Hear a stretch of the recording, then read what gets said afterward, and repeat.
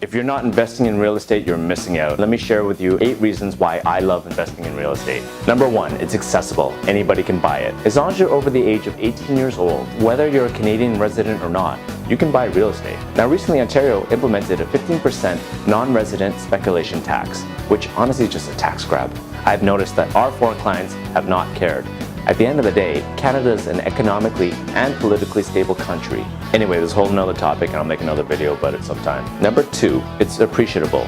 Real estate typically will increase in value over time. One thing's for sure, there's only so much of it. And when something comes in limited supply, the price is bound to go up over time. Number 3 is leverageable. You can buy on margin and borrow against your equity. When you buy a home, you typically don't buy the place in cash. Usually you get about 20% down and then you finance the rest through a mortgage. And you can actually go with less than 20% down. However, any gains that you make on the property will be real. So you think about it, here's a simple example. You buy a $1 million home with 20% down, that's $200,000 in cash, but the value of the home goes up by 20% every year, which is pretty realistic even in today's market. So basically, you just made $200,000 on your $200,000 down, or double of what you've put down in 1 year only.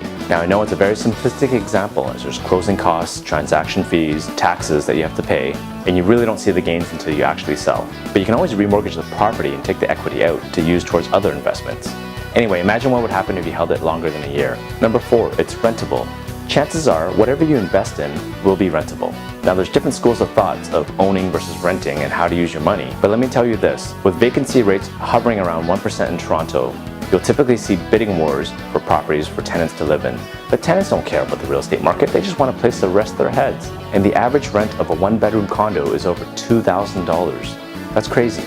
2 bedrooms are just around $3,000, and that's just the average. And if you have a tenant in there, even if the rents aren't cash flow positive after expenses, they're still paying down your equity and paying off your mortgage.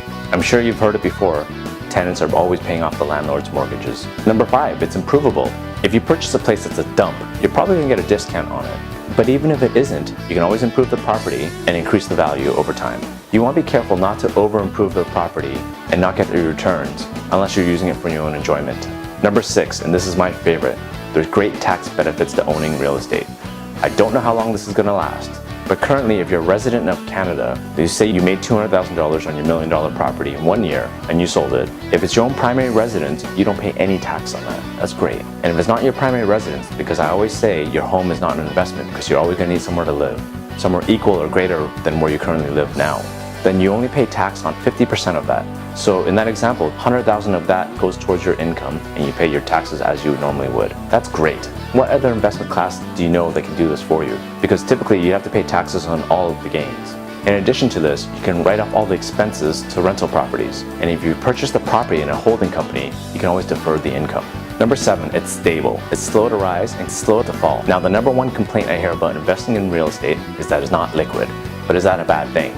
I don't want to have sleepless nights and lose my investment in a blink of an eye. Even if the real estate market does drop quickly, there won't be mass panic and it won't go to zero. And really, it won't affect you unless you sell. Your mortgage is commonly locked into a 5-year term in Canada. So either you or your tenants will be paying it off and they'll be paying the same monthly payments regardless of what the market's doing. As long as you can hold on, you can probably weather any storms, but more importantly, you could ride the waves. Number 8 is livable. At the end of the day, someone's going to want to live in that property, even if the market tanks. Try living in your BlackBerry or Nortel stock. So I hope that opens your eyes and I challenge you to find a better investment class. If you're already convinced and you don't know what to invest in, you can always give us a call. We'll find the right investment for you. And don't forget, subscribe to our channel and stay tuned for our next video.